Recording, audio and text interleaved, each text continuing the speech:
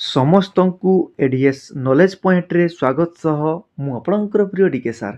ଦେଖନ୍ତୁ ପିଲାମାନେ, ଆଜି 21/4/2026 ମସିହାର ସିବିଟି ମୋଡ଼ରେ ହୋଇଥିବା ଫରେଷ୍ଟର ଫରେଷ୍ଟ ଗାର୍ଡ ଏକ୍ଜାମର ଅଲ୍ ସିଫ୍ଟର କ୍ୱେଶ୍ଚନ୍ ଆନ୍ସରକୁ ଆମେ ଆନାଲିସିସ୍ କରିବା। ଆନାଲିସିସ୍ କରିବା ପୂର୍ବରୁ ଯେଉଁମାନେ ନୂଆ କରିକି ଆସିଛନ୍ତି ସେମାନେ ଚ୍ୟାନେଲଟିକୁ ସବସ୍କ୍ରାଇବ୍ କରିବା ସହିତ ବେଲ୍ ଆଇକନ୍ର ଅଲ୍ ନୋଟିଫିକେସନ୍ ଅନ୍ କରିଦେବେ, କାହିଁକି ନା ମୁଁ ଯେମିତି ଭିଡ଼ିଓ ଛାଡ଼ିବି ସେମିତି ଆପଣମାନଙ୍କର ମୋବାଇଲକୁ ନୋଟିଫିକେସନ୍ଟିଏ ଚାଲିଯିବ। ବୁଝିପାରିଲେ ନା ପିଲାମାନେ? ତେଣୁକରି କିଛି ଅସୁବିଧା ହେବ ନାହିଁ, ଡରିବାର କିଛି ନାହିଁ। ଓକେ, ଚାଲନ୍ତୁ ବିଳମ୍ବ ନ କରି ଆରମ୍ଭ କରିବା। ହେଲା, ଆପଣମାନଙ୍କ ପାଇଁ ନମ୍ବର 1 ପ୍ରଶ୍ନ କ'ଣ କହୁଛି ନା, in 21 July 2025 who is appointed age ଏ ଜଜ୍ ଇନ୍ ଓଡ଼ିଶା ହାଇକୋର୍ଟ। ତା ମାନେ ଓଡ଼ିଶା ହାଇକୋର୍ଟରେ 21 ଜୁଲାଇ 2025 ମସିହାରେ ଜଣେ ଜଜ୍ଙ୍କୁ ଆପଏଣ୍ଟ କରାଯାଇଥିଲା। ସେ କିଏ ବୋଲିକିରି ଆପଣମାନଙ୍କୁ ପଚାରୁଛି। ତେଣୁକରି ଆମର କରେଣ୍ଟ ଆଫେୟାର୍ସ ରିଲେଟେଡ୍ର ପ୍ରଶ୍ନ ପିଲାମାନେ, ଏହାର ସଠିକ୍ ଉତ୍ତର ହେଇଯିବ ଜଷ୍ଟିସ୍ ମାନସ ରଞ୍ଜନ ପାଠକ। ବୁଝିହେଲା? ତେଣୁକରି ମୁଁ ପୂର୍ବରୁ ଆପଣମାନଙ୍କୁ ଓଡ଼ିଶା ହାଇକୋର୍ଟର ଆନାଲିସିସ୍ କରିଥିଲି। ବୁଝିପାରିଲେ ପିଲାମାନେ? ତେଣୁକରି ତାର ରିଲେଟେଡ୍ର ପ୍ରଶ୍ନଟିଏ ଆସିଛି। ଇଏ ଥିଲା ଏହି ପରୀକ୍ଷାର ପ୍ରଶ୍ନର ଉତ୍ତର। ଆଗାମୀ ସିଫ୍ଟରେ କିମ୍ବା ଆଗାମୀ ପରୀକ୍ଷାରେ କ'ଣ ପଚାରିବ ଦେଖନ୍ତୁ ନା, କିଏ 12 ମେ 2025 ମସିହାରେ ଆପଏଣ୍ଟ ହେଇଥିଲେ? ସେ ହେଉଛନ୍ତି ଜଷ୍ଟିସ୍ ଦୀକ୍ଷିତ କୃଷ୍ଣା ଶ୍ରୀପଦ। ମନେ ରହିଲା ପିଲାମାନେ? ସେମିତିକା ଆମର ଓଡ଼ିଶାର ହାଇକୋର୍ଟ କଟକରେ ଅଛି, ଆପଣମାନେ ସମସ୍ତେ ଜାଣିଛନ୍ତି। ତା ସହିତ ଆମ ଓଡ଼ିଶାର ପ୍ରଥମ ଚିଫ୍ ଜଷ୍ଟିସ୍ କିଏ ଥିଲେ? ବୀର କିଶୋର ରୟ। କେତେ ମସିହାରେ ନା 1948 ମସିହାରେ ଆପଏଣ୍ଟେଡ୍ ହୋଇଥିଲେ। ବର୍ତ୍ତମାନ କିଏ ଅଛନ୍ତି ଏଇଟା ମଧ୍ୟ ବହୁତ ଇମ୍ପୋର୍ଟାଣ୍ଟ। ଆଉ ବର୍ତ୍ତମାନ କେତେତମ ଅଛନ୍ତି ସେଇଟା ମଧ୍ୟ ଆପଣମାନଙ୍କ ପାଇଁ ବହୁତ ଇମ୍ପୋର୍ଟାଣ୍ଟ ପିଲାମାନେ। ତେଣୁକରି ବର୍ତ୍ତମାନ ଅଛନ୍ତି 35ତମ ଚିଫ୍ ଜଷ୍ଟିସ୍। ଆମ ଓଡ଼ିଶା ହାଇକୋର୍ଟର 35ତମ ଚିଫ୍ ଜଷ୍ଟିସ୍ କିଏ ବୋଲିକିରି ଏଇଟା ମଧ୍ୟ ପଚାରିପାରେ। ତେଣୁକରି ଏହାର ସଠିକ୍ ଉତ୍ତର ହେଇଯିବ ଜଷ୍ଟିସ୍ ହରିଶ ଟେଣ୍ଡନ।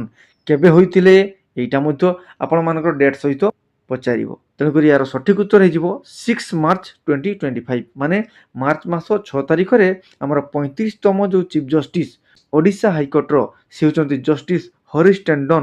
ସିଏ ଆପଏଣ୍ଟ ହୋଇଥିଲେ। ମନେ ରହିଲା ପିଲାମାନେ? ତେଣୁକରି ଓଡ଼ିଶା ହାଇକୋର୍ଟ ରିଲେଟେଡ୍ର ମୁଁ ଡିଟେଲ୍ ଆଲୋଚନା କରିଦେଉଛି। ୟା ଭିତରୁ ହିଁ ସବୁ ପ୍ରଶ୍ନ ଆସିବ। ଓକେ, ଆସନ୍ତୁ ସେହି ପରୀକ୍ଷା ଆନାଲିସିସ୍ କରିକିରି ଆମେ 2 ନମ୍ବର ପ୍ରଶ୍ନକୁ ଆସିବା।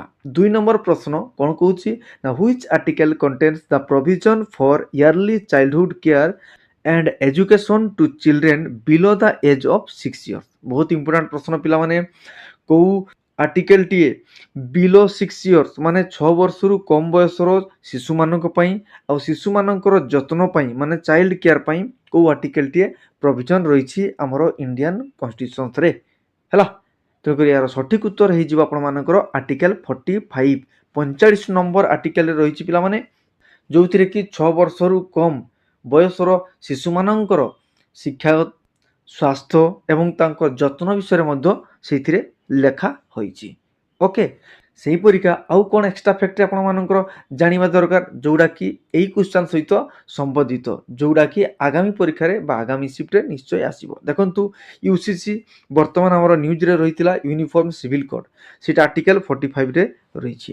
ହେଲା, ଯେଉଁଟାକି ଆମର ଡିପିଏସ୍ପି ମଧ୍ୟରେ ଅବସ୍ଥିତ, directive principle of state policy DPSP, ଯେଉଁଟାକି ଆମର ଆର୍ଟିକଲ 36ରୁ ଆର୍ଟିକଲ 51 ମଧ୍ୟରେ ରହିଛି।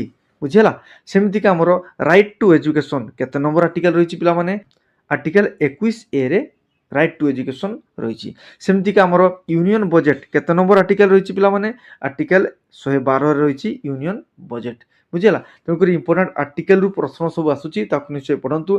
ପ୍ରତ୍ୟେକ ସିଫ୍ଟରେ ଆର୍ଟିକଲର ପ୍ରଶ୍ନ ଆସୁଛି, ତାକୁ ପଢ଼ିକିରି ଯିବେ। ହେଲା, ନେକ୍ସଟ ଦେଖିବା number 3, who one the album of the year of Grami in 2026। ପିଲାମାନେ, ଗ୍ରାମି ଗୋଟେ ଆୱାର୍ଡ଼, ଯେଉଁ ଆୱାର୍ଡ଼ କି ଆପଣମାନଙ୍କର ପ୍ରତ୍ୟେକ ବର୍ଷ USA ଦ୍ୱାରା ବା ୟୁନାଇଟେଡ୍ ଷ୍ଟେଟ୍ ଅଫ୍ ଆମେରିକା ଦ୍ୱାରା ଦିଆଯାଇଥାଏ। ସେମିତିକା ଆମର 2026 ମସିହାରେ ମଧ୍ୟ ସେଇ ଗ୍ରାମି ଆୱାର୍ଡ଼ ପ୍ରଦାନ କରାହେଇଥିଲା। ଏହି ପ୍ରଶ୍ନରେ ଆପଣମାନଙ୍କୁ ପଚାରିଛି ଆଲବମ୍ ଅଫ୍ ଦ ଇୟର ଗ୍ରାମିର କିଏ ପାଇଥିଲେ? ତାର ସଠିକ୍ ଉତ୍ତର ହେଇଯିବ ବେଡ୍ ବନି। ବୁଝିହେଲା? ସେ କେଉଁ ଆଲବମ୍ ପାଇଁ ପାଇଥିଲେ ମନେ ରଖନ୍ତୁ, ତାକୁ ମଧ୍ୟ ଜାଣି ରଖନ୍ତୁ। DTMF, ମୁଁ ସର୍ଟକଟ୍ରେ ଲେଖିଦେଇଛି ତାକୁ। ସେ ଆଲବମ୍ ପାଇଁ ସେ ଗ୍ରାମି ପୁରସ୍କାର ପାଇଥିଲେ। ହେଲା, ଏକ୍ସଟ୍ରା ଫ୍ୟାକ୍ଟ ଜାଣିବା ଆଗାମୀ ସିଫ୍ଟ ପାଇଁ ଇମ୍ପୋର୍ଟାଣ୍ଟ।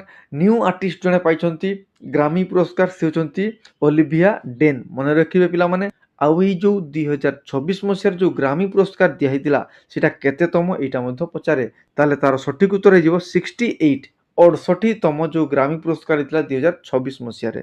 आउ गोटे जिनिस जानि रखन्तु ग्रामी पुरस्कार को क्षेत्र रे दिया जाय को फील्ड रे ताले मने रखन्तु एक्स्ट्रा फैक्ट बहुत इंपोर्टेंट ना म्यूजिक फील्ड रे दिया जाय।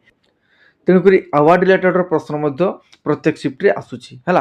आउ गोटे शिफ्ट रे आपण मानकर आस्थिला बुकर पुरस्कार मन रखिबे पिला माने तेणुकरी सेटा भेरीफाई हेई नाही तेणुकरी मु सेगुडा को डिस्कशन करू नाही जोटा भेरीफाई होउची ताकू मु डिटेल एनालिसिस करि दउची बाकी गुडा को मु आपण मानकू ओरली कहि दउची ओके। कहीं कि ना आमे आलोचना करूछे मेमोरी बेस्ड क्वेश्चंस को तामाने पिला माने एग्जाम दे कि आसुचंती देन हमरो टेलीग्राम ग्रुप रे नहले अन्य हमरो सोशल मीडिया रे से माने पोस्ट करूचंती से क्वेश्चन को आम एनालिसिस करुचे। तेणुक बारंबार मुझे आपण मानक रिक्वेस्ट करुच्ची जो मैंने एग्जाम देखी फेरुंट से टेलीग्राम ग्रुप रे ना कमेंट बॉक्स रे निश्चय तांकर डेट सहित शिफ्ट सहित मेंशन करी क्वेश्चन को शेयर करी पारिबे जो द्वारा कि आमे आउ ढेर सारा एनालिसिस करिबा आउ डिटेल आउ डेप्थ एनालिसिस करिबा बुझिला पिला माने। हो चलंतु परवर्ती प्रश्न को देखिबा। Number 4 who was the first governor of Odisha after India independence तामाने भारतर स्वाधीनता परे ओडिशार प्रथम राज्यपाल किए बोलिकी प्रश्न रे पचारिथिला। तेणुक यार सठिक उत्तर हो डॉक्टर कैलाशनाथ काटजू। मन रहा पिला माने केबे होइथिले आपण माने समस्त जानिछंती अगस्त 15 तारिख 1947 मसीहा आम भारत स्वाधीन होइथिला। तेणुक से दिन से कौन करथिले ना गवर्नर आकार रे शपथ ग्रहण करथिले बुझिला पूरा क्लियर। एटा थिला एई शिफ्ट रो एई क्वेश्चन। आगामी शिफ्ट आपण मानकर कोन पचारि पारे देखंतु फास्ट गवर्नर किए से किछि पचारिबनी केवल पचारे फास्ट गवर्नर ताले लिखिबे सर जॉन ऑस्टिन हबाक। काहे कि ना 1936 मसीह रे हमर ओडिसा स्वतंत्र प्रदेश रे गठित होइतिला। सेई 1936 मसीह रे सेतेबेलकु ब्रिटिश सरकार कोन करथिले ना गवर्नर अपॉइंट करथिले से होचंती सर जॉन ऑस्टिन हबाक बुझिला। आउ नहले पचारिबो स्वाधीनता पूर्वरु किए प्रथम गवर्नर थिले ताले मध्य हि जिवो आपण मानकर सर जॉन ऑस्टिन हबाक बुझिला पिला माने। तेणुकरी ओडिशार प्राइम मिनिस्टर ओडिशार चीफ मिनिस्टर से विषय मध्य जानतु हैला। बेले बेले आपण मानकर पचारि पारे ओडिशार फास्ट प्राइम मिनिस्टर ना कोन सेटा मध्य पचारे बहुत इंपोर्टेंट बुझिपाले पिला माने। बहुत पिला कहबे सर एटा भूल क्वेश्चन अछि किंतु क्वेश्चन भूल नाही क्वेश्चन ठीक अछि ताकू मु पूर्व वीडियो गुडा रे एनालिसिस कर दैछि से वीडियो गुडा को मध्य देखंतु आपण मानक पई बहुत बेनिफिट हो जीके सेक्शन रे स्कोर इंक्रीज हो ओके। देन आम देखा number 5 who is known as the renaissance man of India. बहुत इंपोर्टेंट प्रश्न पिला माने भारतर नवजागरण रो जनक किए नवजागरण रो जनक होचंती हमर भारतर राजा राममोहन रॉय। पिला माने मन रखिबे राजा राममोहन रॉय जने सोशल रिफॉर्मर थिले जने राइटर थिले बुझिला। आ सी हमर समाज पई बहुत किछि करि जाइछंती नुआ किछि समाज को देइ जाइछंती। तेणुकरी तांकू आम इंडियार रिनाइसेंस बा नवजागरण जनक कही पिला माने मन रखिबे से आम भारतर ब्राह्म सभा को स्थापना करथिले केबे एटा मध्य बहुत इंपोर्टेंट 1928 मसीह ब्राह्म सभा को स्थापना करथिले परे परे सी पुणी ब्राह्म समाज रे परिणत होइथिला याकू मध्य मन रखिबे राजा राममोहन राय बहुत इंपोर्टेंट। हो आउ टिके एक्स्ट्रा फैक्ट पिला माने जानि रखिबा आम पृथ्वी रे जदि पचारे ताले की हिजिबो रिनाइसेंस फ्रांसेस्को पेट्रार्का मन रखिबे से होचंती हम वर्ल्ड रो रिनाइसेंस इंडिया रो होचंती राजा राममोहन रॉय। आसंतु पिला माने एबे आमे आलोचना करिबा नंबर 6 प्रश्न को कोन कहूची as per article 15 of the constitutions of India the state shall not discriminate only on the ground of dash. देखंतु हमर प्रश्न रे पचारथिला आर्टिकल 15 रे को क्षेत्र को आमे डिस्क्रिमिनेट करि परिबा नाही तार सठिक उत्तर हो जीवो जेहेतु प्रश्नटे मेमोरी बेस पिला माने यार ऑप्शन दे पारि नाहंती तेणुक सेगुड़ा को मु कहि रखुची। देखंतु धर्म क्षेत्र रे माने रिलीजियन क्षेत्र रे आपण मानकू फैसिलिटी मिलिबो नाही बा डिस्क्रिमिनेट करा जीवो नाही। रेस क्षेत्र रे कास्ट क्षेत्र रे सेक्स क्षेत्र रे और प्लेस ऑफ बर्थ जन्म स्थान क्षेत्र रे बुझिला। तेणुक याकू छाड़िकी आउ जो ऑप्शन टी थी से जो सठिक उत्तर माने तीनोटी थिला या भितरु आउ गोटे थिला या बाहरु ऑप्शन टी रहितिला तेणुक सेटा नोट लागिछि माने नुह माने सेटा हो करेक्ट आंसर बुझि पाले ना पिला माने। हो तेणुक प्रत्येक शिफ्ट रे आर्टिकल रिलेटेड रो प्रश्न आसीथिला बुझिला। ଏବେ ଦେଖିବା ନମ୍ବର 7 ପ୍ରଶ୍ନକୁ। Who among the following is called father of prose, ମାନେ ପ୍ରୋଜ୍ର ଫାଦର କିଏ ବୋଲିକରି ସେ ପଚାରିଥିଲେ। ଏହାର ସଠିକ ଉତ୍ତର ହେଇଯିବ ଫକୀର ମୋହନ ସେନାପତି। ଆପଣମାନେ ସମସ୍ତେ ଜାଣିଛନ୍ତି ଫକୀର ମୋହନ ସେନାପତି ଆମ ଓଡ଼ିଶାର ବାଲେଶ୍ୱର ଠାରେ ଜନ୍ମଗ୍ରହଣ କରିଥିଲେ। 6 ମାଣ 8 ଗୁଣ୍ଠ, ମାମୁଁ, ଲଛମା, ପ୍ରାଶ୍ଚିତ ଏସବୁକୁ ସେ ନିଜେ ଲେଖିଥିଲେ। ଆପଣମାନେ ପଢ଼ିଥିବେ ଯେଉଁ ପାନ ଗୁଆ କଥା, ନୀଳଗିରି, ବୁଝିହେଲା। ତେଣୁ ତାଙ୍କର ଜୀବନୀକୁ ମଧ୍ୟ ବହୁତ ଜଣ ଅଧ୍ୟୟନ କରିକିରି ଡକ୍ଟରେଟ୍ ଉପାଧି ମଧ୍ୟ ପାଇଛନ୍ତି। ତେଣୁ ବହୁତ ପ୍ରସିଦ୍ଧ ବ୍ୟକ୍ତି ଯିଏକି ଓଡ଼ିଆ ଭାଷାକୁ ଆମର ବିଶ୍ୱ ସ୍ତରକୁ ନେଇ ଆସିଥିଲେ। ସେଇଥିପାଇଁ ତାଙ୍କୁ ଫାଦର ଅଫ୍ ଓଡ଼ିଆ ପ୍ରୋଜ୍ ବୋଲିକିରି କହିଥାନ୍ତି ହେଲା। ନେକ୍ସଟ ଦେଖିବା ନମ୍ବର 8 କ'ଣ କହୁଛି ନା exercise Vajra Prahar commenced between which two nations in February 2026। ପିଲାମାନେ ଏକ୍ସରସାଇଜର ପ୍ରଶ୍ନ ଆସିଥିଲା, ଗୋଟେ ସିଫ୍ଟରେ ଏକ୍ସରସାଇଜର ପ୍ରଶ୍ନ ଆସିଥିଲା, ଆଉ କିଛି ପିଲା କହୁଥିଲେ ଆଉ ବାକି ସିଫ୍ଟରେ ଆସିନାହିଁ। ତେଣୁକରି ନେକ୍ସଟ ଆଗାମୀ ସିଫ୍ଟ ମାନଙ୍କରେ ଆପଣମାନଙ୍କର ଏକ୍ସରସାଇଜର ପ୍ରଶ୍ନ ନିଶ୍ଚୟ ଆସିବ ଦେଖିବେ ହେଲା। ତେଣୁକରି ଏକ୍ସରସାଇଜ ଗୁଡ଼ାକୁ ପଢ଼ନ୍ତୁ। ତଥାପି ମୁଁ ଆପଣମାନଙ୍କୁ ପୁରା ଡିଟେଲ ଆଲୋଚନା କରିଦେଉଛି, ୟା ଭିତରୁ ହିଁ କ୍ୱେଶ୍ଚନ୍ସ ଆସିବ। ଦେଖନ୍ତୁ ଆମର ବଜ୍ର ପ୍ରହାର ଏକ୍ସରସାଇଜଟିଏ ମିଲିଟାରୀ ଏକ୍ସରସାଇଜ, ଯେଉଁଥିରେ ଆମର ଇଣ୍ଡିଆ ଆଉ ୟୁଏସଏ ଏକ୍ସରସାଇଜ କରିଥାନ୍ତି। ମାନେ ଇଣ୍ଡିଆ ସହିତ ଯେଉଁ କଣ୍ଟ୍ରି ମାନେ ଏକ୍ସରସାଇଜ କରିଥାନ୍ତି ସେ ଏକ୍ସରସାଇଜ ଗୁଡ଼ା ଆପଣମାନଙ୍କର ବହୁତ ଇମ୍ପୋର୍ଟାଣ୍ଟ ହେଇଯାଏ। ଓକେ, ଦେଖନ୍ତୁ ଇଏ ଥିଲା এই ସିଫ୍ଟର ଆନ୍ସର। ଏକ୍ସଟ୍ରା ଫ୍ୟାକ୍ଟ ଆପଣମାନଙ୍କୁ ଜାଣିବାକୁ ହେବ, ଯଦ୍ୱାରା କି ଆପଣମାନେ ଆଗାମୀ ପରୀକ୍ଷାରେ ତାକୁ ଭଲ ଭାବରେ ଆନ୍ସର କରିପାରିବେ। ଆମର ଯେଉଁ ବଜ୍ର ପ୍ରହାର ଏକ୍ସରସାଇଜଟି ହେଇଥିଲା ଫେବୃଆରୀ ମାସରେ, ସେଇଟା 16ତମ ଏଡିସନ ରହିଥିଲା। ମନେ ରଖିଥାନ୍ତୁ ପିଲାମାନେ କେତେତମ ଏଡିସନ ଏଇଟା ମଧ୍ୟ ପଚାରେ। 2026 ମସିହାରେ ଯେଉଁଟା ହେଇଥିଲା ସେଇଟା 16ତମ ଏଡିସନ। ସେଇଟା କେଉଁଠି ହେଇଥିଲା ମନେ ରଖନ୍ତୁ, ବାକ୍ଲୋ ଗୋଟେ ଜାଗା ଅଛି, ସେ ଜାଗାରେ ଆପଣମାନଙ୍କର ଟ୍ରେନିଂ ସେଣ୍ଟର ଗୋଟେ ରହିଛି। ସେଇ ଟ୍ରେନିଂ ସେଣ୍ଟରରେ ଏକ୍ସରସାଇଜଟିଏ ହୋଇଥିଲା ହିମାଚଳ ପ୍ରଦେଶ ରାଜ୍ୟରେ, ୟାକୁ ମଧ୍ୟ ମନେ ରଖିବେ। ସେମିତିକା ଆଉ କିଛି ଏକ୍ସରସାଇଜ ଆପଣମାନଙ୍କୁ ମୁଁ କହି ରଖୁଛି, ତାକୁ ମଧ୍ୟ ମନେ ରଖିବେ। ଯେମିତିକା ମାଲାବାର ଏକ୍ସରସାଇଜ ହେଲା, ତାକୁ ମଧ୍ୟ ବହୁତ ଇମ୍ପୋର୍ଟାଣ୍ଟ ମନେ ରଖିବେ ହେଲା। ସମୁଦ୍ର ଶକ୍ତି ଗୋଟେ ଏକ୍ସରସାଇଜ ହେଇଥାଏ, ଯେଉଁଟାକି ଆମର ଇଣ୍ଡୋନେସିଆ ସହିତ ଇଣ୍ଡିଆ କରିଥାଏ ହେଲା। ସେମିତିକା Shakti exercise, Varun exercise, Garuda exercise, ଏଗୁଡ଼ା ଆମ ଇଣ୍ଡିଆ ଫ୍ରାନ୍ସ ସହିତ ଏକ୍ସରସାଇଜ କରିଥାଏ। ସେମିତିକା ଇଣ୍ଡିଆ ଶ୍ରୀଲଙ୍କା ସହିତ କରିଥାଏ, ଇଣ୍ଡିଆ ବାଂଲାଦେଶ ସହିତ କରିଥାଏ, ଇଣ୍ଡିଆ ନେପାଳ ସହିତ କରିଥାଏ। ଏସବୁ ଏକ୍ସରସାଇଜ ଗୁଡ଼ାକୁ ନିଶ୍ଚୟ ପଢ଼ନ୍ତୁ ପିଲାମାନେ ହେଲା। ଆଉ ନିଶ୍ଚୟ ଯିବେ ଦେଖିବେ ଆଗାମୀ ସିଫ୍ଟ ମାନଙ୍କରେ ୟାର ରିଲେଟେଡର ପ୍ରଶ୍ନ ନିଶ୍ଚୟ ପାଇବେ। ଓକେ, ନେକ୍ସଟ ଦେଖିବା number 9। Which district hedge the lowest sex ratio age per census of India 2011। ତାମାନେ 2011 ମସିହାର ଯେଉଁ ଜନଗଣନା ହୋଇଥିଲା ସେଇ ଅନୁସାରେ ଭାରତର କେଉଁ ଜିଲ୍ଲାରେ ସବୁଠାରୁ କମ୍ ସେକ୍ସ ରେସିଓ ଦେଖାଦେଇଥିଲା। ତେଣୁକରି ସବୁଠାରୁ କମ୍ କେଉଁ ଜିଲ୍ଲାରେ ଦେଖାଯାଇଥିଲା ନା ଦାମନ ଜିଲ୍ଲାରେ। ଆପଣମାନଙ୍କର ମନେ ପଡ଼ୁଛି ଗୋଟେ କେନ୍ଦ୍ର ଶାସିତ ଅଞ୍ଚଳ ଥିଲା ଦାମନ ଡିଉ, ଦାମନ ଯେଉଁ ଜିଲ୍ଲା ସେଇ ଜିଲ୍ଲାରେ ସେକ୍ସ ରେସିଓ ସବୁଠାରୁ କମ୍। ମନେ ରଖନ୍ତୁ ସେକ୍ସ ରେସିଓଟିଏ 1000 ଜଣ ପୁଅ ବା ପୁରୁଷ ଠାରୁ କେତେ ଜଣ ମହିଳା, ସେଇଟା ହେଉଛି ଆପଣମାନଙ୍କର ସେକ୍ସ ରେସିଓ। ତେଣୁକରି 1000 ଜଣ ପୁରୁଷଙ୍କ ପାଖରେ ମାତ୍ର 533 ଜଣ ମହିଳା ରହୁଛନ୍ତି। ତେଣୁକରି ସବୁଠାରୁ କମ୍ ସେକ୍ସ ରେସିଓ ହେଉଛି ଦାମନ ଜିଲ୍ଲାରେ ହେଲା, ଗୋଟେ କେନ୍ଦ୍ରଶାସିତ ଅଞ୍ଚଳ, ଆପଣମାନେ ସମସ୍ତେ ଜାଣିଛନ୍ତି। ଠିକ୍ ସେମିତିକି ଆମେ ଦେଖିବା ଏକ୍ସଟ୍ରା ଫ୍ୟାକ୍ଟ ଆଗାମୀ ସିଫ୍ଟରେ କ'ଣ ପଚାରିବ ନା ହାଇଏଷ୍ଟ ସେକ୍ସ ରେସିଓ।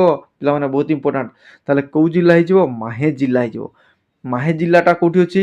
ପୁଡୁଚେରୀରେ ରହିଛି। ପିଲାମାନେ ବର୍ତ୍ତମାନ ଆମର ପୁଡୁଚେରୀର ଇଲେକ୍ସନ ଚାଲିଛି, ତେଣୁକରି ପୁଡୁଚେରୀ ଇମ୍ପୋର୍ଟାଣ୍ଟ। ତେଣୁକରି ୟାର ରିଲେଟେଡ୍ ପ୍ରଶ୍ନ ନିଶ୍ଚୟ ଆସିବ। ଦେଖନ୍ତୁ ପୁଡୁଚେରୀରେ କେତେ ନା 1000 ଜଣ ପୁରୁଷ ଠାରେ ଆମର 1176 ଜଣ କ'ଣ ନା ମହିଳା ଦେଖାଯାନ୍ତି। ତେଣୁକରି ଆମର ନେସନର ଯେଉଁ ସେକ୍ସ ରେସିଓ ଆଭାରେଜ ରହିଛି ତାଠାରୁ ମଧ୍ୟ ଅଧିକା ରହିଛି ଏଇ ଜିଲ୍ଲାରେ। ତେଣୁକରି ହାଇଏଷ୍ଟ ଯଦି ପଚାରେ ତାହେଲେ କେଉଁ ୟୁନିୟନ ଟେରିଟୋରୀ? ପୁଡୁଚେରୀ କହିବେ। କେଉଁ ଡିଷ୍ଟ୍ରିକ୍ଟ ପଚାରେ ତାହେଲେ ମାହେ କହିବେ। ଲୋଏଷ୍ଟ ପଚାରେ ତାହେଲେ ଦାମନ କହିବେ। ପୁରା କ୍ଲିୟର ପିଲାମାନେ। ତେଣୁକରି ପ୍ରତ୍ୟେକ ସିଫ୍ଟରେ ଆପଣମାନଙ୍କର ଏଇ ସେନ୍ସସ୍ ରିଲେଟେଡର ପ୍ରଶ୍ନ ଆସୁଛି। କାହିଁକି ଆସୁଛି ପିଲାମାନେ? କାହିଁକିନା ଏବେ ସବୁ ସେନ୍ସସ୍ର ସବୁ ଚାଲିଛି, କାମ ଚାଲିଛି ସବୁ ହେଲା। ତେଣୁକରି ସେନ୍ସସ୍ ରିଲେଟେଡର ପ୍ରଶ୍ନ ନିଶ୍ଚୟ ଆସିବ। 2ଟି ସିଫ୍ଟରେ ଆସୁଥିଲା, ତେଣୁକରି ସେନ୍ସସ୍ ବହୁତ ଇମ୍ପୋର୍ଟାଣ୍ଟ ହେଇଯିବ ଆପଣମାନଙ୍କର। ନେକ୍ସଟ ଦେଖିବା ନମ୍ବର 10 କ'ଣ କହୁଛି ନା ହୁ ଇଜ୍ ନୋନ୍ ଏଜ୍ ମା ଇନ୍ ଓଡ଼ିଶା। ଓଡ଼ିଶାରେ ମା କାହାକୁ କହନ୍ତି ବା ଓଡ଼ିଶାରେ ମା ବୋଲିକିରି କାହାକୁ ଆଖ୍ୟା ଦିଆହେଇଛି। ତେଣୁକରି ଏହାର ସଠିକ ଉତ୍ତର ହେଇଯିବ ରମା ଦେବୀ ଚୌଧୁରୀ। ମନେ ରଖିଥିବେ ପିଲାମାନେ, ରମା ଦେବୀ ଚୌଧୁରୀ ସେ ହେଉଛନ୍ତି ଆମର ଫ୍ରିଡମ୍ ଫାଇଟର ଏବଂ ସୋସିଆଲ ରିଫର୍ମର, ଯିଏକି ଆମର ଓଡ଼ିଶା ପାଇଁ ବହୁତ ସ୍ୱାଧୀନତା ସଂଗ୍ରାମରେ କାମ କରୁଛନ୍ତି। ତାଙ୍କର ଏଣ୍ଟାୟାର ଫ୍ୟାମିଲି ମଧ୍ୟ ସ୍ୱାଧୀନତା ସଂଗ୍ରାମରେ ବହୁତ କିଛି ଅବଦାନ ଦେଇଯାଇଛନ୍ତି। ତେଣୁକରି ତାଙ୍କୁ ଓଡ଼ିଶାର ମା ବୋଲି ଆଖ୍ୟା ଦିଆଯାଇଛି। ଭୁବନେଶ୍ୱରଠାରେ ପିଲାମାନେ ୟାଙ୍କର ନାଁରେ ରମାଦେବୀ ଓମେନ୍ସ ବିଶ୍ୱବିଦ୍ୟାଳୟ ବା ୟୁନିଭର୍ସିଟି ୟାଙ୍କ ନାଁରେ ହିଁ କରାହେଇଛି। ମନେ ରହିଲା। ତେଣୁକରି ୟାଙ୍କ ହଜବେଣ୍ଡ ମଧ୍ୟ ବହୁତ ଅବଦାନ ରହିଛି ଓଡ଼ିଶା ପାଇଁ। ସେ ହେଉଛନ୍ତି ଗୋପବନ୍ଧୁ ଚୌଧୁରୀ ହେଲା। ତାହେଲେ ରମାଦେବୀ ହେଉଛନ୍ତି ଗୋପବନ୍ଧୁ ଚୌଧୁରୀଙ୍କର ସ୍ତ୍ରୀ। ମନେ ରହିଲା। ପୁରା କ୍ଲିଅର। ମୁଁ ଡିଟେଲ ଆପଣମାନଙ୍କୁ କହି ରଖୁଛି, କିଛି ଅସୁବିଧା ହେବ ନାହିଁ। ତେଣୁକରି ଫ୍ରିଡମ୍ ଫାଇଟର ଏ ରିଲେଟେଡ୍ ପ୍ରଶ୍ନ ଦେଖିକିରି ନିଶ୍ଚୟ ଯିବେ। ଓକେ, ଚାଲନ୍ତୁ ପିଲାମାନେ ଏବେ ଆମେ କମ୍ପ୍ୟୁଟର ସେକ୍ସନକୁ ଯିବା। ନମ୍ବର 11 କ'ଣ କହୁଛି? EDI ର ଫୁଲ୍ ଫର୍ମ ପଚାରିଥିଲା, ଇଲେକ୍ଟ୍ରୋନିକ୍ସ ଡାଟା ଇଣ୍ଟରଚେଞ୍ଜ। ଏଇଟା ବହୁତ ଇମ୍ପୋର୍ଟାଣ୍ଟ ହେଇଯିବ। ଫୁଲ୍ ଫର୍ମ ମୁଁ ବାରମ୍ବାର ଆପଣମାନଙ୍କ ଡେସ୍କ୍ରିପସନ୍ ବକ୍ସରେ ପିନ୍ କରିଦେଉଛି। ଯେଉଁ ରିଲେଟେଡ୍ର ପ୍ରଶ୍ନ ସବୁ ଆସୁଛି ସେଇ ରିଲେଟେଡ୍ର ଭିଡ଼ିଓକୁ ମୁଁ ଡେସ୍କ୍ରିପସନ୍ ବକ୍ସରେ ପିନ୍ କରୁଛି। ନହେଲେ ଆପଣମାନେ ସେ ଭିଡ଼ିଓକୁ ପ୍ଲେଲିଷ୍ଟକୁ ଯାଇକରି ଭିଜିଟ୍ କରନ୍ତୁ। नो डाउट ଆପଣମାନଙ୍କର ସ୍କୋର ବଢ଼ିବ, ସିଲେକ୍ସନ୍ ନିଶ୍ଚୟ ପାଇଯିବେ ପିଲାମାନେ ହେଲା। ସେମିତିକା ଫୁଲ୍ ଫର୍ମର ପ୍ରଶ୍ନ ଆସିଥିଲା ଆପଣମାନଙ୍କର ପ୍ରଥମ ସିଫ୍ଟ ଆସିଥିଲା, ଥାର୍ଡ଼ ସିଫ୍ଟରେ ମଧ୍ୟ ଫୁଲ୍ ଫର୍ମର ପ୍ରଶ୍ନ ଆସିଥିଲା। ପିଲାମାନେ କିଛି କହିପାରିଲେ ନାହିଁ, ତଥାପି ଫୁଲ୍ ଫର୍ମର ପ୍ରଶ୍ନ ଆସିଥିଲା। ଓକେ, ତେଣୁ ସେକେଣ୍ଡ ସିଫ୍ଟରେ ଫୁଲ୍ ଫର୍ମର ସେମିତିକା କୌଣସି ପ୍ରଶ୍ନ ଆସି ନାହିଁ ବୋଲିକିରି ଏପର୍ଯ୍ୟନ୍ତ ପିଲାମାନେ କହିଛନ୍ତି। ତଥାପି ଆପଣମାନଙ୍କର ଫୁଲ୍ ଫର୍ମର ପ୍ରଶ୍ନ ଆସୁଛି, ତେଣୁ ତାକୁ ନିଶ୍ଚୟ ପଢ଼ିକିରି ଯିବେ। ଆଉ ପିଲାମାନେ ଦେଖନ୍ତୁ, ଆପଣମାନଙ୍କର ଯେଉଁ କମ୍ପ୍ୟୁଟର ପ୍ରଶ୍ନ ଗୁଡ଼ା ଏଗୁଡ଼ା ସବୁ ପ୍ରାକ୍ଟିକାଲ ବେସ୍ କ୍ୱେଶ୍ଚନ୍ ଆସୁଛି। ପ୍ରାକ୍ଟିକାଲ ବେସ୍ ମାନେ ଆପଣମାନଙ୍କର ଯେଉଁ ୱାର୍ଡ଼ ହେଲା, ଆପଣମାନଙ୍କର ଏକ୍ସେଲ ହେଲା, ଆପଣମାନଙ୍କର ପାୱାର ପଏଣ୍ଟ ହେଲା, ଏଗୁଡ଼ାର ପ୍ରାକ୍ଟିକାଲ ବେସ୍ ମେନୁ ବାର୍, ଟାଇଟେଲ ବାର୍, ସେଗୁଡ଼ାରେ କ'ଣ କ'ଣ ପ୍ରୋଭିଜନ୍ ସବୁ ରହିଛି ସେ ରିଲେଟେଡ୍ର ପ୍ରଶ୍ନ ପଚାରୁଛି। ତେଣୁକରି ଆପଣମାନେ ସେଗୁଡ଼ାକୁ ଖୋଲିକି ଦେଖନ୍ତୁ। ନହେଲେ ଆପଣମାନେ ସେ ଫିଚର୍ସ ଗୁଡ଼ାକୁ ଟିକେ ଚେକ୍ କରିକି ଏକ୍ଜାମ୍ ହଲ୍କୁ ଯିବେ। ବୁଝିପାରିଲେ ନା ପିଲାମାନେ? ହୋମ୍ରେ କ'ଣ ଅଛି ହେଲା, पेज लेआउटा कौन, एडिट्रे कौ ऑप्शन रही एगुड़ा निश्चय देखूँ। पिक्चर कौ फीचर्स रही निश्चय देखिकी जातु। यही टाइप प्रश्न आसूँ। मन रहा पिला माने। तेणु तार रिलेटेड मु आगामी शिफ्ट डिटेल आलोचना करदेवी, किसी असुविधा हे ना। तथापि कंप्यूटर जो गुड़ा मुझे कहली निश्चय देखूँ, स्कोर निश्चय इनक्रीज हे। ओके, देन आम देखा number 12, what software is used the banking sector in India. India जो बैंकिंग सेक्टर रही से कौ सॉफ्टवेयर टे विशेष मात्रा यूज होता है। यार सठिक उत्तर हो इन्फोसिस फिनाकेल। मन रखिए पिला माने, इन्फोसिस कंपनी गोटे रही आम इंडिया से कंपनी गोटे सॉफ्टवेयर रही फिनाकेल। तार भेराइटी प्रकार वर्सन रही से वर्सन को यूज करी आम बैंकिंग सेक्टर टे विशेष करी पब्लिक सेक्टर बैंकिंग गुड़ा एवं most of all private sector banking यही सॉफ्टवेयर को यूज करी है। पूरा क्लियर। तेणुक कंप्यूटर रिलेटेड प्रश्न आपण मैंने निश्चय पढ़ी जी। सॉफ्टवेयर जिते भी रही आपर सिस्टम सॉफ्टवेयर है कि बैंकिंग सॉफ्टवेयर है, एगुड़ा निश्चय पढ़ी जी। ओके, पिला माने एबे आमे देखिबा ओडिया सेक्शन को। ओडिया रे शून्य स्थान पूरण कर आसुची। आपण मानकर गोटे शिफ्ट आसतिला अव्यय रिलेटेड रो शून्य स्थान पूरण कर। आउ गोटे शिफ्ट आसतिला आपण मानकर क्रिया रो शून्य स्थान पूरण कर। जेमितिका मु भात डेस ए टाइप रो रहितिला हैला। आउ गोटे शिफ्ट आसुची आपण मानकर अव्यय रिलेटेड रो शून्य स्थान पूरण कर। बहुत सिंपल रोचे पिला माने, आराम से आपण माने करि परिबे। ता पई हरिड होंतु नाही, किंतु अनुच्छेद को ओडिया रो निश्चय पढ़ी जी, प्राक्टिस करके जी। कहीं प्रत्येक शिफ्ट आपण मानकर 5टी प्रश्न रोचे, 5 मार्क रही है। तत्समर प्रत्येक शिफ्ट आसी, रूढ़ी प्रत्येक शिफ्ट आसी। आउ कौ शिफ्ट आपण मानकर प्रति शब्द आसी, कौ शिफ्ट आपण मानकर विपरीत शब्द आसूची। ओके, देन आम देखा इंग्लिश सेक्शन को। इंग्लिश रे आपण मानकर ट्रांसलेशन आसूची पिला माने, Odia to English, English to Odia ए टाइप ट्रांसलेशन दउची। एंटोनिम और सिनोनिम्स कौ शिफ्ट रे एंटोनिम्स रो गोटे आसूची, कौ शिफ्ट रे दुईटी आसूची, कौ शिफ्ट रे सिनोनिम्स रो गोटे, कौ शिफ्ट रे दुईटी आसूची। सेमती सिंगल वर्ड प्रत्येक शिफ्ट रे गोटे आसूची। आउ आपण मानकर एक्टिव वॉइस, पैसिव वॉइस एटा प्रत्येक शिफ्ट आसूची। डायरेक्ट स्पीच, इनडायरेक्ट स्पीच मध्य प्रत्येक शिफ्ट रे आसूची। देन आपण मानकर ज्योमेट्री रो सर्कल, ट्रायंगल एटार प्रश्न आसूची। कौ शिफ्ट रे कोन आसूची, कौ शिफ्ट रे आपण मानकर सिलिंडर प्रश्न आसूची। ताकू मध्य देखि जे मेन्सुरेशन टॉपिक रु। देन आपण मानकर ट्रिगोनोमेट्री प्रश्न आसूची। प्रॉफिट लॉस रो, पार्टनरशिप, रेशियो, सिंप्लिफिकेशन रो प्रत्येक शिफ्ट रे दुई दुईटी प्रश्न आसूची। बडमास रिलेटेड रो प्रश्न निश्चय रहउची सिंप्लिफिकेशन रो, ताकू निश्चय देखिकी जिवे। ये थिला हमरो ए डेट रो डिटेल एनालिसिस। ए टाइप रो एनालिसिस देखिया पई हेले चैनल टी को सब्सक्राइब करंतु, ता सहित बेल आइकन रो ऑल नोटिफिकेशन ऑन कर देबे, जा फल रे सीधा सड़क आपण मानकर मोबाइल को नोटिफिकेशन टे चली जिवो। बुझिला? नुआ करि आस्तिले वीडियो को लाइक करिवे, सांग मानक निकट को शेयर करिवे, आ मतामत दाकू जमा भूलिबेनी। धन्यवाद।